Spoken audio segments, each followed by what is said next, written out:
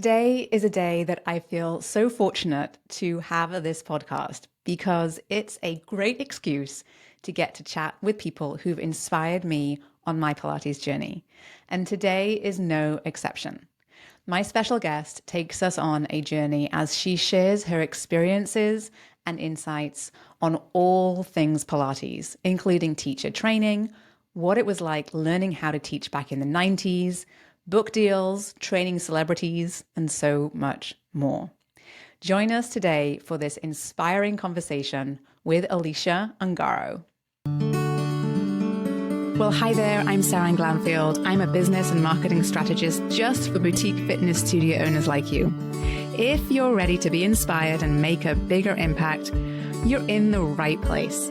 All you need are a few key strategies, the right mindset, and some support along the way.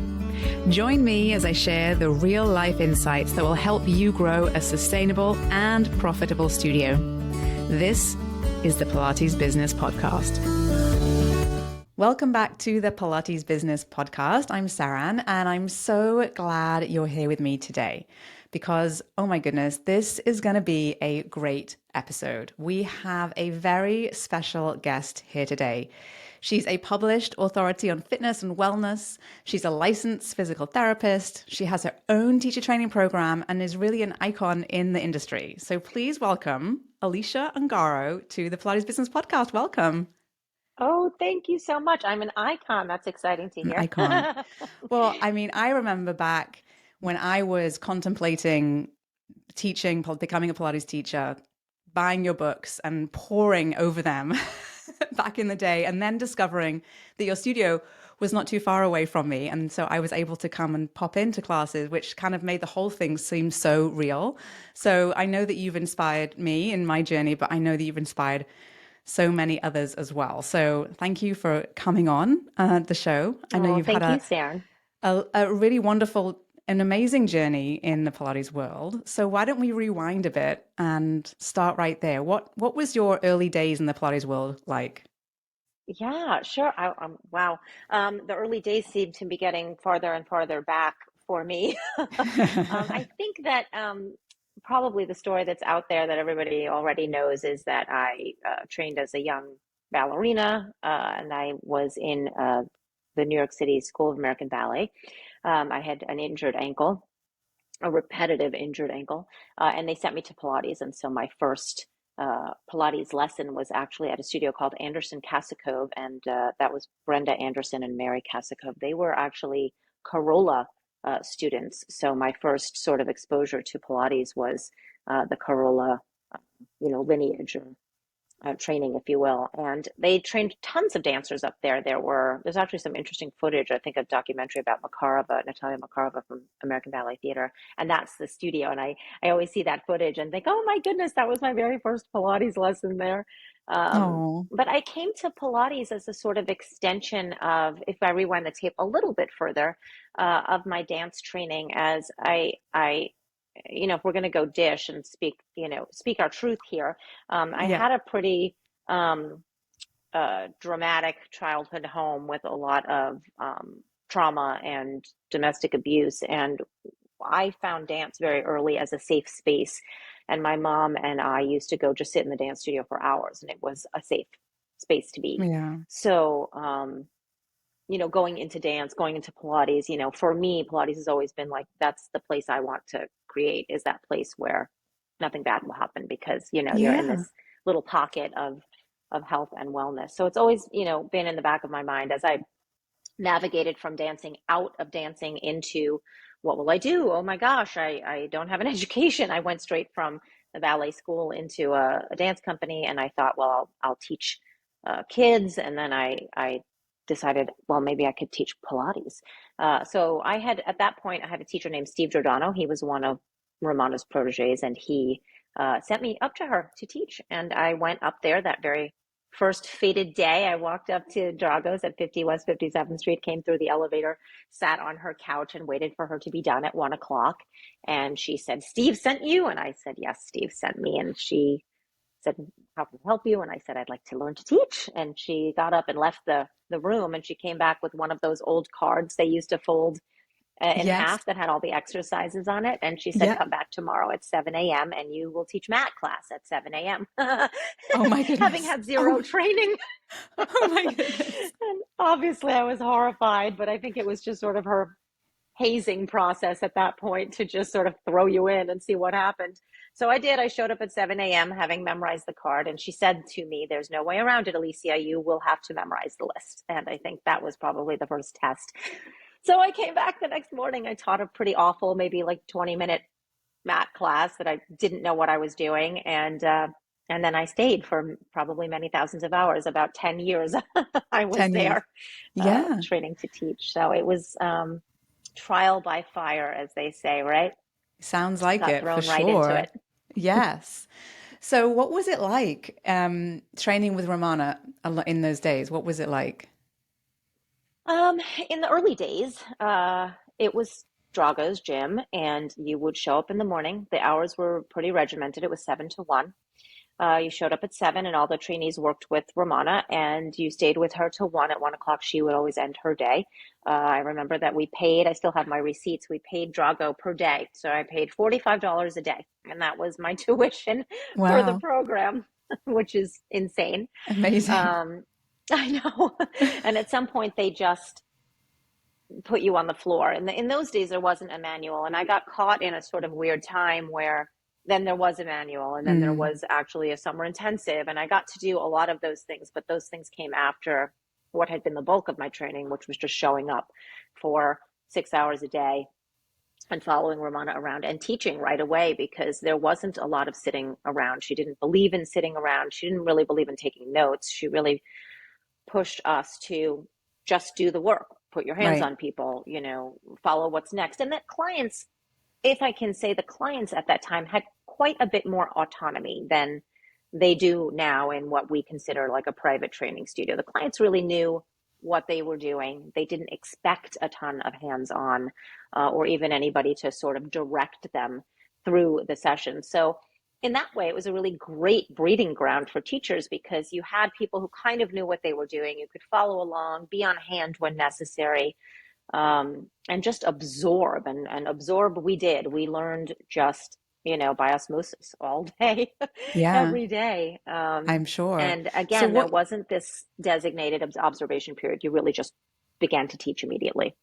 yeah.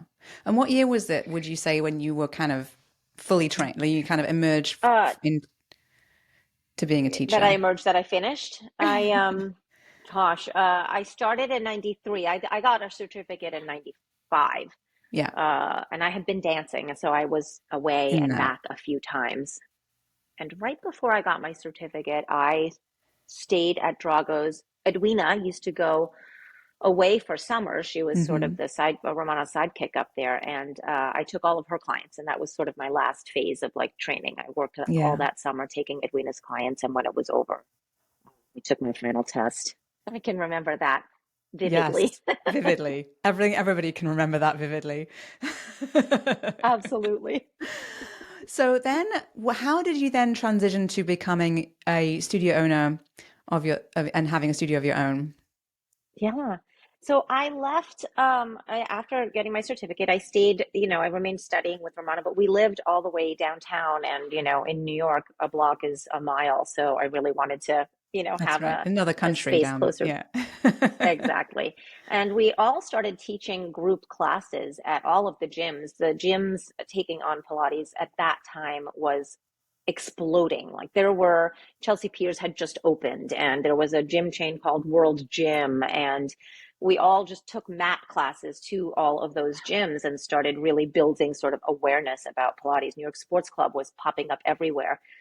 I remember I had a Tuesday morning mat class at the Tribeca location where we lived, and they still had that class until that club closed. It was somebody else teaching, obviously, but it was pretty funny that class had started 100 years ago. So we taught everywhere, and then I went to teach in the West Village with a colleague of mine, Jennifer Crease, who was pretty well known and had done a ton of videos at that point. She was really a pretty famous Pilates person already, and she had a tiny little studio, and she was very near my home. So I started to teach with her. Well, not too near, but at least downtown. And Then she moved to another studio, and I decided it was time to go and do my own thing. And at that point, we had a loft space in Tribeca, and that was my biggest commodity. I had space, so I bought a reformer. And I remember I ordered a balanced body reformer. I couldn't afford a Graz at that time. I put my head in my hands. It was like 25 or $3,500. I was just like horrified that I had charged this piece of equipment. And I put it in my living room, and I taught on it every day, every morning. Yeah. And my husband was like, "What is that thing?" Right. So crazy. You didn't But ever we make put him get on flyers it? up in the I tried desperately. He still doesn't really do Pilates. It's an embarrassment, but he'll come over and stretch over the barrel. That's about it for him. Yes, that sounds familiar. But we put flyers up in the local supermarket. It was a different time. There wasn't Mm. social media. We didn't have. I think I didn't have a website for a while. We had a schedule book. I had like a notebook, and we moved from my house into a proper studio after about 2 years, and that was when I decided to go back to school for physical therapy. Right. So I was a Pilates teacher first, and then I went to school for PT. And every time I went to take a session with Romana while I was in school, she would always ask, "What did you learn in school today?" Right. Which was fun, I thought, to, share with her. And she was curious. She wanted to know. She was a student herself. So I opened Absolutely. a tiny little studio very close to my apartment, and then it just grew and grew and grew. And now we have this beast, 2 locations, and we do teacher training pretty much all over the world. And that's growing more quickly than I thought it would or ever even imagined I wanted it to. Um, it's been a wild ride. It truly has. We didn't even talk about the books. Oh You've my got goodness, the quite a books. few best-selling titles: Pilates Body in Motion, The Pilates Promise, The Pilates Practice Companion, all of the amazing Hmm. books that I know a lot of people own who are listening. So tell us about how that came about and how you were inspired to kind of keep going with that, with all of Yeah. them. So I've always been a writer. I was a writer in school. I wrote for our journal. We won competitions for our magazines. I've always loved to write. It's just a passion of mine. I'm a reader and a writer. When I think it was about 1998, a local newspaper, the New York Sun, did a big article on Pilates, and it was really one of those formative articles that put Pilates on the map. And we were included, and Brooke Seiler was included. I think a few studios, everybody that was sort of, rising up through the teaching ranks at that time. And the article was insane. Within a day, we had wait lists for clients, and the phone was ringing off the hook, a real phone, imagine that. And one of the calls I got was from a literary agent who said, "Would you like to write a book?" And I was like, "Maybe." Let's talk more about that. So I spoke with this agent and decided ultimately that I would like to write a book, but I wanted to go with a different agent. And I had a vision to write, not to write, but to create a pictorial book, something more along the lines of a visual coffee table book of beautiful Pilates things happening, because I thought people don't know what Pilates is and they should see Pilates. I hadn't really thought Right. to write it, but just that this project would exist. And I got an agent. I actually found the photographer I wanted to work with. Her name was Lois Greenfield. She's a beautiful dance photographer back in the day, and we decided to put together this book. We got signed. I got a contract, and not too long after everything was signed and sealed. I don't even know if you're ready for this story, but everyone will love this story. My agent got or the editor they hired for the book, who was the one for the New York City ballet book, was relieved of her position. She was no longer there. And so my project got scrapped, but because I had a contract, I was paid my 5-figure advance. Oh. And this check came to me, and I was like shaking. Like I come from, no means. I grew up in the boroughs of Manhattan. In Brooklyn, we lived in the projects. We, were on public assistance. My family never came from any money. But I had this huge check, and I was like, I couldn't even imagine. I thought I could go out and buy a car. It was just stunning to me that I had this pocket of money. And I walked all around town looking for something to buy myself. And at the end of the day, I went into Dunkin' Donuts and I had a Boston cream donut. And I went home to the studio, and I wrote my manager a fat check to say thank you for all of his hard work. And then I said, I think we're going to use this money and self-publish. And we did. Amazing. So I made a book called Portable Pilates. And I did a completely different project, which was I had it animated. We used all different kinds of people in the drawings. I wanted big people, small people, brown people, black people, white people, guys, girls, all the stuff I hadn't seen in a Pilates book, made it spiral bound. And then we recorded all of these sound effects because I thought I've always been obsessed with sort of how Pilates sounds. And I look back in that book, it was 2000. If you look back at that book, and I think, gosh, I've been like advocating for, some kind of diversity in Pilates for Right. 25 years. Like, it's nice to see it's finally happening, but like, Finally. I've Yes. been fighting this fight for a while Oh, now. yes. So anyway, not long after that, we self-published that. Somebody came into the studio and they said they picked up the portable Pilates. They took it back. It happened to be an editor from a publishing house called DK Publishing, and they called me and said, "Would you like to write our Pilates books?" And I was like, "Well, I would certainly love to do that." And the rest of the Amazing. books we just did sort of one after the next, and that was quite a learning experience. But that's how it all happened. Wow, that's incredible. And then you reworked a couple of versions of a couple of your books more recently. What were the updates? What kind of drove that? Was there something you wanted to I, change, or was it sort of just needed a refresh? What was that The thing about working motivation? with a publishing house is they're sort of in charge of what happens next. And so they have come to me periodically to be like, we need to issue, like freshen it up, make it look different. It looks very dated. So they, work their magic around um, the presentation of the book. Yeah. Um, excuse me, I have not yet had an opportunity to really go in and rework. And what's interesting about writing, at least in my process, is once I commit it to paper, I pretty much never read it or look back at it again. And when I do, I'm typically horrified. Like, oh my God, why did I say it like that? But when I'm writing it, I feel pretty confident that this is the message I'm trying to get across. So, we evolve as teachers. You don't use the same cues you did a long time ago. And I try to write it as an evergreen, knowing that way down the road, I'm going to look at this. It needs to be as sort of neutral as possible. And when you're writing instruction, but it's extremely challenging. Yes, a lot of work, a lot of work. All right, I'm going to ask you a quick question about that I think a lot of people want to hear. So it's well known that you train a lot of celebrities or have trained a lot of celebrities. What was that like, and how did that all come about? Oh my goodness. I had such a double-edged sword talking about it because I'm like, celebrities are lovely. Also, that's not paying your rent. I mean, I think that I always say this. I had this conversation exactly this morning with someone who is a notable theater person that I'm training right now. And I said, the thing about celebrities is the work ethic is so extraordinary because they take direction beautifully, right? They're used to taking direction, and they're working so hard at the practice as they would in their profession. So I'm always sort of impressed by how much they bring to the session, and in that way, I really am excited and sort of honored to be able to work with them. Um, it comes about pretty much accidentally. I have the luxury of being in New York City. I have the luxury of being in a great neighborhood.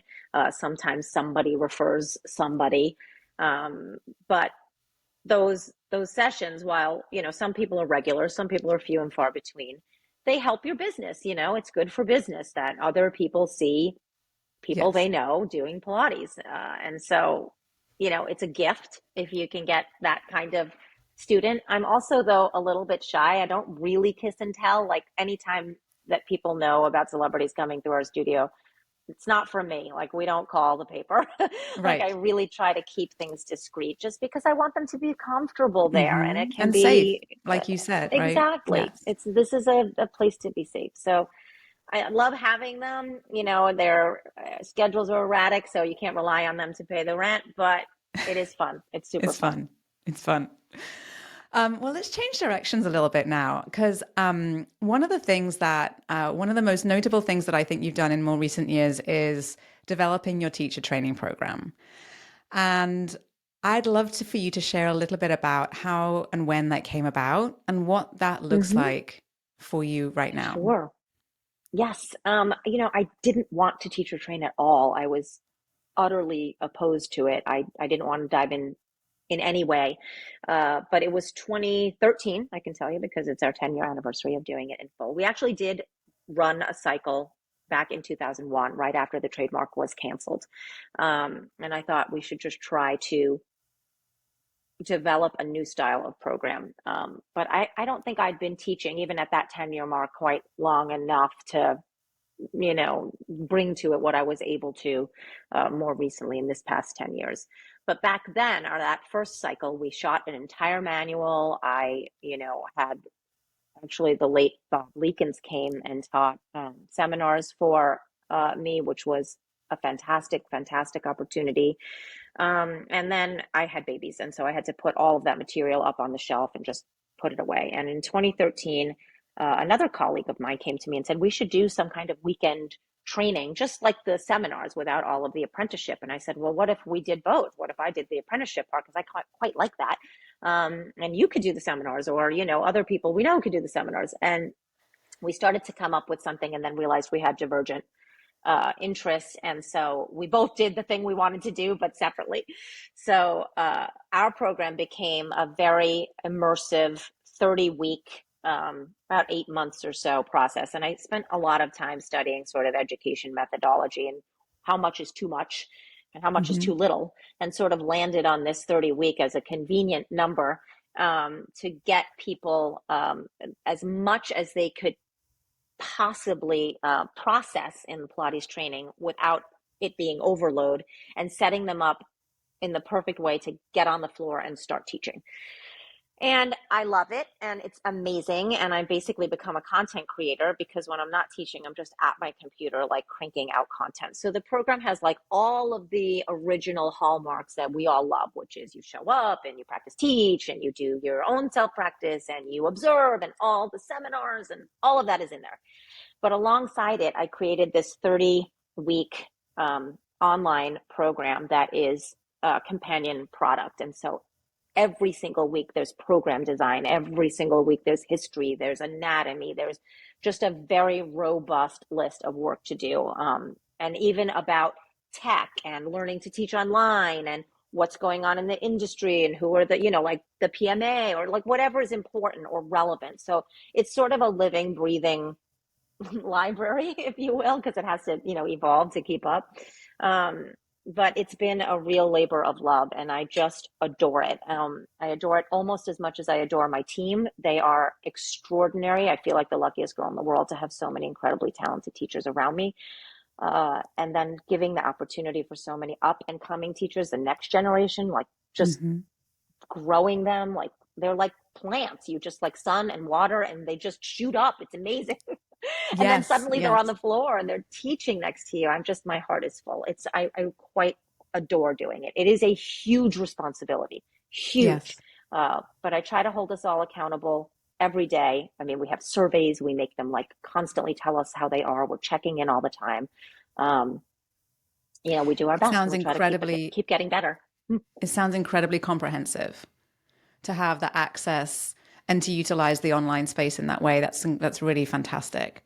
So how do you, I know that you work with host studios. So tell us a little bit about how your program is set up right now.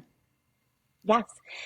So so funny, because I just wanted to train teachers at home. I wasn't thinking to have something bigger than that, but it came up pretty quickly that, colleagues of mine around the country were like, what if we had the program here? What would that look like? And that's always my favorite question in business, is what would it look like? And so I always ask, like, well, okay, what would it look like? So we started to work with a couple of studios, which basically set up our team in New York as sort of visiting instructors for the seminars. And then the apprentices would remain at their host site to complete the rest of their apprenticeship. And the online component allowed us to keep on top of them from, New York, from headquarters. So we could monitor everything that was going on from afar, and no one was ever, out of reach for us. But that turned into some of the host studios becoming lead trainers themselves, because they were all wildly equipped and, wildly experienced. And I started sort of scooping up and aggregating talent. And I feel like people are always like, what's your superpower? And I'm like, I have a sense for great humans. Like they're everywhere and you just have Yes. to find them. Yes. So then those host studios, graduated more people. And actually this year, this is so interesting. This was just this past month. We just signed up our newest host studio in Paris, and it's a graduate of the program Oh my from a few goodness. years ago. Isn't that crazy? That's incredible. Congratulations. What an amazing Thank you. accomplishment. Well done. I did not see that happening. I figured Yeah. we'd work with studios. I didn't think our graduates would become studio owners that then also had the program there. So I'm really very, very proud right now. And how many host studios do you have right now? There are 15 right now, and we have about five more on tap that are just about to get started. So by end of this year, we should hit the 20 mark. Again, I didn't have a goal in mind. I don't have one now. If it's a good fit, I go for it. Yeah.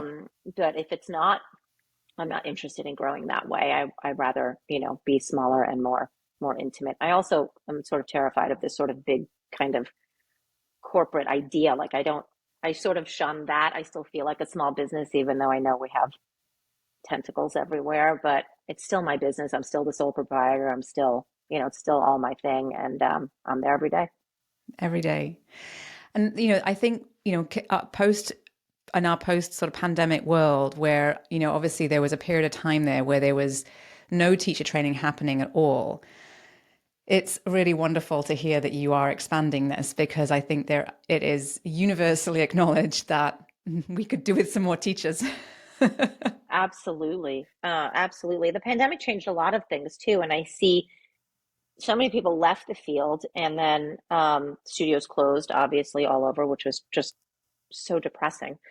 Um, but there's like this whole other sort of generation coming up that doesn't, and this is sort of odd for me. They don't know the history of Pilates, and I hardly, I only know my history. I don't know the stuff that happened before, but they don't know this period of time that I'm familiar with.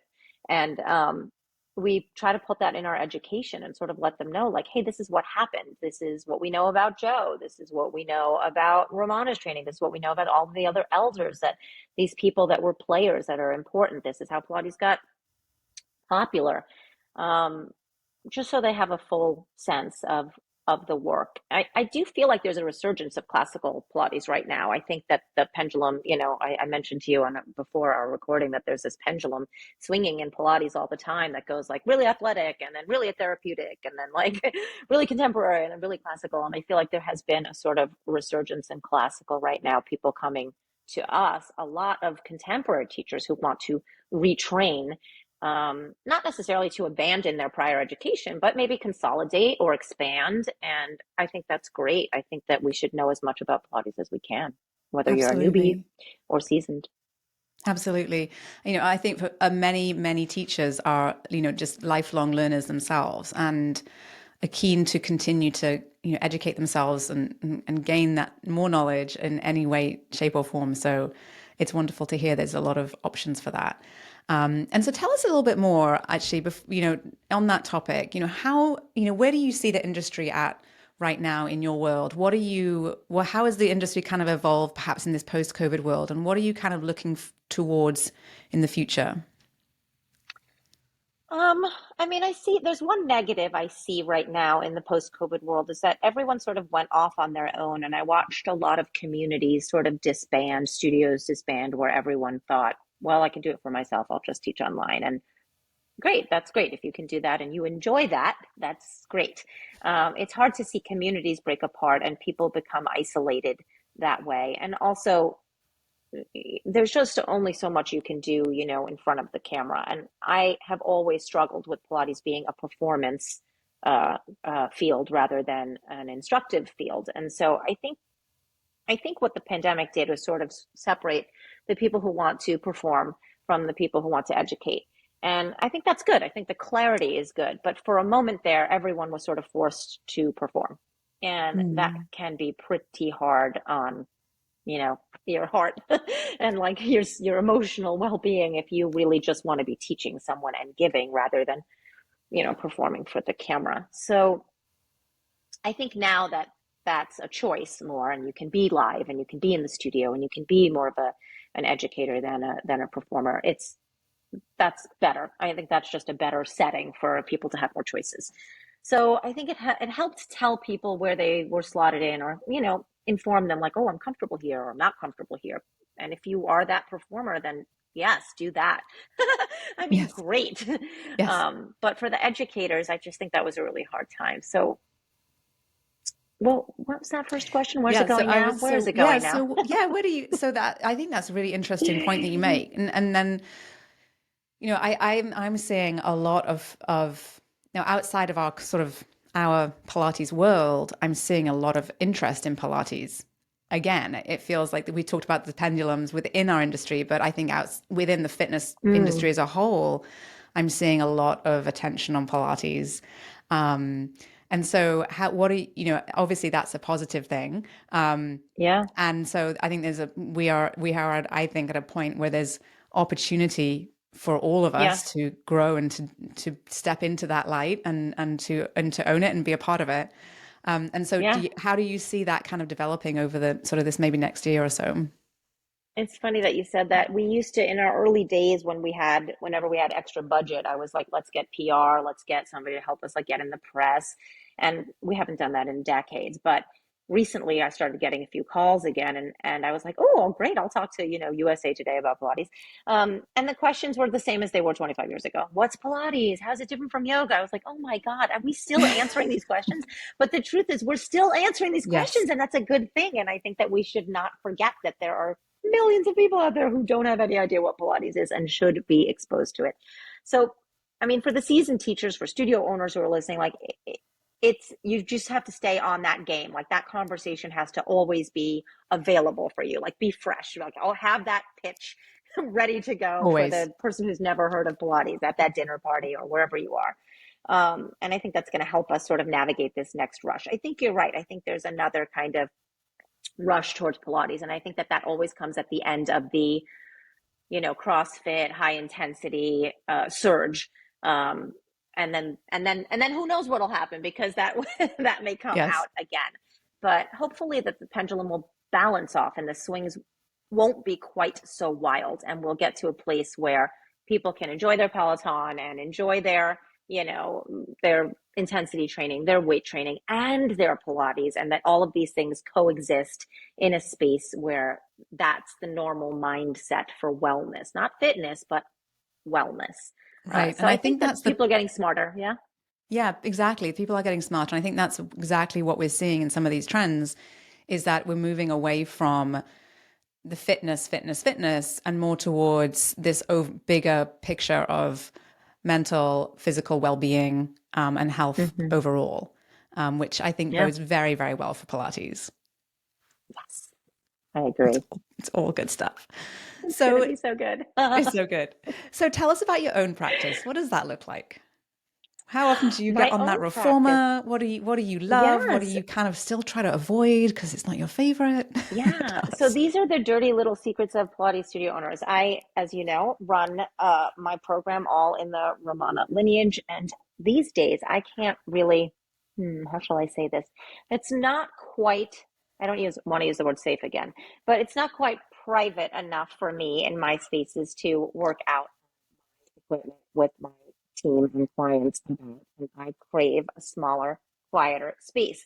I also want to be outside of the curriculum because I'm still a student. So shout out to my teacher, Deborah Lesson, who I go to every Wednesday morning at 9 Yes, amazing. for my own session. And she's been navigating some back and SI issues with me in her own work and some of the work of Corolla, which is thrilling for me to still be a student and enjoy Pilates on all of the fantastic equipment. And then I sneak into the studio when the lights are out because I live on the same block as the downtown studio on the weekends. And I kind of go in there by myself and do my own thing. And these days I'm obsessed with my high chair. I mean, I'm just obsessed with it. I feel like in this fifth decade of life, I'm like, this is the apparatus that it has everything I need. Right. Like if I just have 10 minutes, I just want to do all of the high chair. All of the high chair. That's All fantastic. of the high chair. It's just where I am right now. I love it. I love it. Thank you so much for sharing. Thank you so much. You're welcome.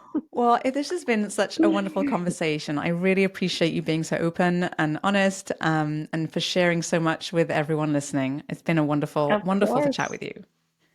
Oh, likewise. Thank you so much for having me. So before we hop off, why don't you let us know where people can find out more about your studio, your teacher training program, and all the good stuff? Yes.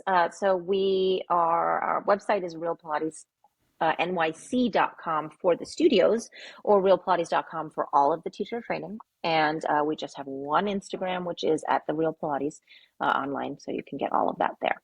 Fantastic. We will be sure to connect to all of that in the show notes. Thank you so much, Alycea. Super.